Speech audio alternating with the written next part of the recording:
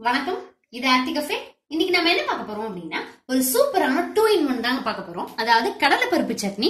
So கடலைப்பருப்பு சட்னி செய்ய தேவையான பொருட்கள்: கடலைப்பருப்பு 1/4 கப், நியர்லி 50 கிராம், தோல் உளுந்து 5 டீஸ்பூன், ஒரு 4-5 சின்ன வெங்காயம், காரத்துக்கு ஏத்த மாதிரி வரமிளகா, புளிப்புக்கு ஏத்த மாதிரி இவ்வளவு புளி எடுத்து வச்சிருக்கேன், 1/4 கப் தேங்காய் துருவல், தேவையான அளவுக்கு உப்பு, தாளிக்கிறதுக்கு 2 கொத்து கருவேப்பிலை, 1/4 டீஸ்பூன் பெருங்காயம், 1/2 டீஸ்பூன் கடுகு, தாளிக்கிறதுக்கும் வதக்கிறதுக்கும் ஒரு 2 டீஸ்பூன் நல்லெண்ணெய், இதை அரைக்கிறதுக்கு தேவையான அளவுக்கு தண்ணி.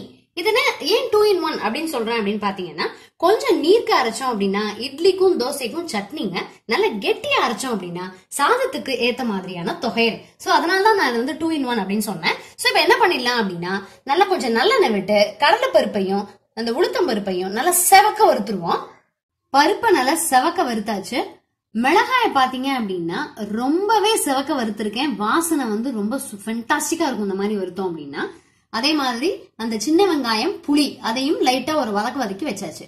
அந்த வாணலிய ஆஃப் பண்ணதுக்கு அப்புறமா தேங்காவையும் போட்டு ஒரு வதக்கிட்டேன். இது சூடா நம்ம வதக்க வேண்டியது இல்ல, அந்த நிறுத்தினதுக்கு அப்புறமா இருக்கிற சூட இந்த தேங்காய்க்கு போறோம். சோ இது எல்லாமே ஆறுனதுக்கு அப்புறமா ஒன்னா போட்டு அரைக்க போறோம்.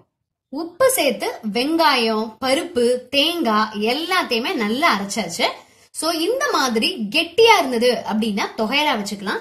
இன்னும் கொஞ்சம் தண்ணி சேர்த்து நீர்க்க அரைச்சோம் அப்படின்னா சட்னியா வச்சுக்கலாம். சோ இதை வந்து நம்ம செய்யும் போது ஒரேடியா காலம்பரைக்கும் மத்தியானத்துக்கும் சேர்த்து செஞ்சிடலாம். காலம்பரை கொஞ்சம் நீர்க்க சட்னியாவும், மத்தியான சாப்பாட்டுக்கு திக்கா கொஞ்சம் தொகையலாவும் செஞ்சிடலாம். சோ இப்ப இதை தாளிச்சு கொட்டிடுவோம்.